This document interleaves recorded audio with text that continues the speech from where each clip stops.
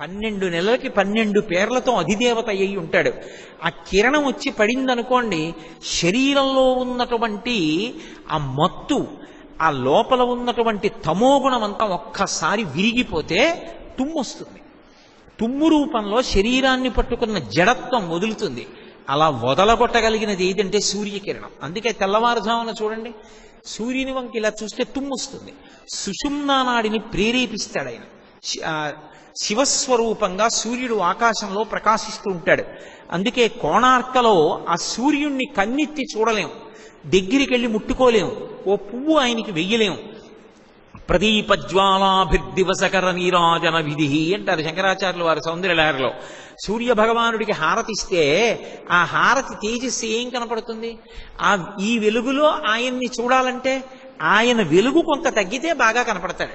అంతేగాని చిన్న హారతిలో ఆయన్ని చూస్తే ఏం కనపడుతుంది? కానీ చూడాలని తాపత్రయం ఉంటే ఆ సూర్యుడే శివలింగ స్వరూపమై కోణార్కలో ఉంటాడు. చంద్రుడు ఓషధులను ప్రేరేపిస్తాడు. ఓషధి అంటే శరీరానికి వచ్చినటువంటి అనారోగ్యాన్ని తగ్గించేది అని మీరు అనుకోకూడదు. వేదంలో ఓషధి అన్న మాట దేనికి అన్వయం అవుతుందంటే, భూమిలో దున్నినప్పుడల్లా విత్తనం పెడితే మళ్ళీ ఒక విత్తనం పెడితే దోసిడు విత్తనాలను ఇచ్చి కడుపు నింపుకోవడానికి మళ్ళీ భూమిలో వేయడానికి పనికొచ్చేటటువంటి రూపం ఏదుందో దాన్ని ఓషధులని పిలుస్తారు. బియ్యం, గోధుమలు ఇలాంటివన్నీ ఓషధులు. ఈ ఓషధులన్నీ ఎందుకు పెరుగుతాయంటే చంద్రకిరణముల యొక్క శక్తి నదులలోకి వెడుతుంది. ఆ నదులలో ఉండేటటువంటి నీరు భూమి మీదకి వస్తుంది. భూమి ఈ నీటిలో ఉండేటటువంటి శక్తిని పీల్చుకుని పంటల్ని పండించి ఓషధుల్నిచ్చి మన అందరి శరీరాలు ఆరోగ్యంతో, శక్తితో, తేజస్సుతో ఉండేటట్టుగా అనుగ్రహిస్తూ ఉంటుంది. అందుకే రోహిణీ శక్తి అని పిలుస్తూ ఉంటారు. శరీరంలోకి తేజస్సును నింపుతుంది రోహిణి. అందుకే రామాయణంలో ఒక మాట అంటూ ఉంటారు, ఏదో చంద్రుని యొక్క స్వక్షేత్రమైనటువంటి రోహిణిని దుర్బుద్ధితో చూసినట్లు అంటూ ఉంటారు. అంటే ఈ శరీరంలోకి తేజస్సునంతటినీ ఎవరు నింపుతారు అంటే ఆ ఓషధులను మనం తిన్నప్పుడు, ఏదో అన్నం తిన్నాననుకోండి, అన్నంలో ఉండేటటువంటి సారమంతా కూడా శరీరమునందు తేజస్సుగా మారుతుంది. ఈ తేజస్సుని సక్రమంగా వినియోగించుకుంటున్నావా, పాడు చేసుకుంటున్నావా అన్నదానికి కారణం ఎవరవుతారంటే బుద్ధి అవుతుంది. బుద్ధి కారణం. బుద్ధి సక్రమంగా లేదనుకోండి, శరీరంలో ఎంత తేజస్సున్నా క్షయం అవడానికి పనికొస్తుంది. ఆ తేజస్సుతోటే వాడు చెయ్యకూడని పనులు చేసి కారాగారంలో ఉంటాడు. చెయ్యకూడని పనులు చేసి తిరియక్కై కొన్ని కోట్ల జన్మలు మళ్ళీ కిందకి వెళ్ళిపోతాడు. చెయ్యకూడని పనులు చేసి ఎన్నో లక్షల మందిని బాధపడతాడు. ఆ తేజస్సుతోటే చెయ్యవలసిన పని చేసి తాను తరిస్తాడు, లోకాన్ని తరింపచేస్తాడు. ఆ తేజస్సుతోటే ఒక మంచి మాట మాట్లాడి దుఃఖంలో ఉన్నవాడికి శాంతి కలిగేటట్టు చేస్తాడు. నీకు పరమేశ్వరుడిచ్చినటువంటి ఓషధుల యొక్క శక్తిని మంచికి ఉపయోగించాలా, చెడుకి ఉపయోగించాలా, మంచికి ఉపయోగించి బాగుపడాలా, చెడుకు ఉపయోగించి పాడైపోవాలా అంటే ఈ రెండిటికి మధ్య ఉండేటటువంటిది బుద్ధి. ఆ బుద్ధి ప్రచోదనము మళ్ళీ దేని వల్ల జరుగుతుంది అంటే ఈశ్వరుడి యొక్క కృప వలన మంచి వైపుకి తిరుగుతుంది. అందుకే ధియో యోన ప్రచోదయాత్ అని అడుగుతాం, మా బుద్ధులు ప్రేరేపింపబడుగాక. ఈ బుద్ధిని ప్రేరేపించే వాళ్ళు ఎవరంటే దేవతలు, పరమశివుడు. ఆయన ప్రేరేపిస్తాడు. ప్రేరేపిస్తే పుణ్యశీలి అవుతాడు. మంచి కార్యాలు, వేదం చెప్పినటువంటి పనులు చేస్తాడు. అటువంటి ఓషధులనన్నిటినీ కూడా ప్రకాశింపచేయగలిగినటువంటి చంద్రతత్వము ఘనీభవించి ఒక చోట లింగస్వరూపమైతే అదే సీతాకుండంలో చంద్రలింగం. ఇక చిదంబరంలో ఆకాశలింగం. ఆకాశము అంతటా పరివ్యాప్తమై ఉంటుంది. ఆకాశము ముక్కలవడం అనేటటువంటిది ఉండదు. కానీ మనం ఏమంటామంటే ఆకాశం ముక్కలైంది అని ఒక సౌలభ్యం కోసం అంటాం. ఏదో కుండ తీసుకొచ్చి అక్కడ పెట్టాను అనుకోండి, శూన్యం ఉందండి అనకూడదు. శూన్యము అన్న మాట మనకి లేదు శాస్త్రంలో. ఆ శూన్యము అన్న మాట బౌద్ధులు వాడినందుకే శంకర భగవత్పాదులు వాదిస్తే శూన్యం అన్న మాటకి జవాబు చెప్పలేక బౌద్ధమతం భారతదేశాన్ని విడిచిపెట్టి పారిపోయింది.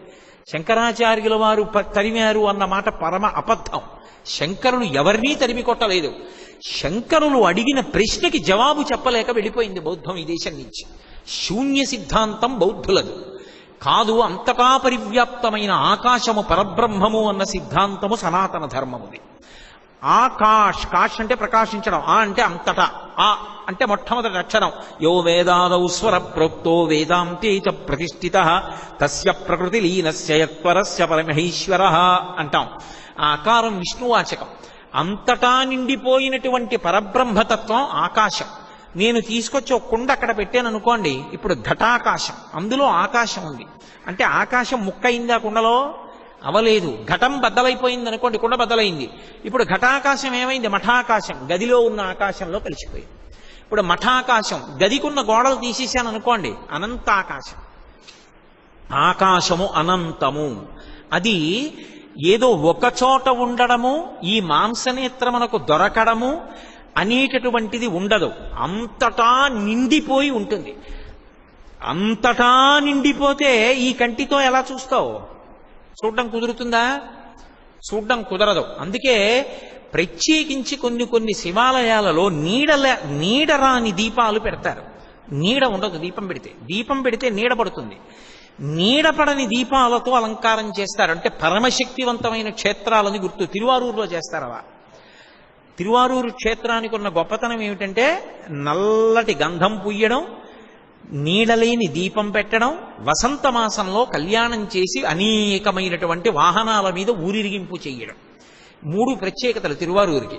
అటువంటి స్థితిలో అంతటా నిండిపోయినటువంటి పరమాత్మని ఈ కంటితో ఎలా చూస్తావు? ఎలా కుదురుతుంది? ఏదో ఒక రూపంలో పెట్టాననుకోండి, మనసు పట్టుకుంటుంది. ఆ మనసు పట్టుకున్న తర్వాత ధ్యానం చెయ్యగా ధ్యానం చేసి పట్టుకుందామనుకున్న మనసు కూడా దానిలోనే కరిగిపోతుంది. అది అసలు ధ్యానానికి పరాకాష్ఠ. మీకు నేను బాగా అర్థమయ్యేట్టు చెప్పాలంటే, ఓ ఉప్పు బొమ్మ ఒకటి సముద్రం యొక్క లోతు తెలుసుకుందామని సముద్రంలోకి ప్రయాణం మొదలుపెట్టి సముద్రంలోకి వెడుతోంది ఉప్పు బొమ్మ. అది సముద్రపు అంచు చేరుకునే లోపల, అడుగు చేరే లోపల ఈ ఉప్పు బొమ్మ ఏమవుతుంది? సముద్రంలో కరిగిపోయింది. అలా ధ్యానమునందు 3 ఉంటాయి.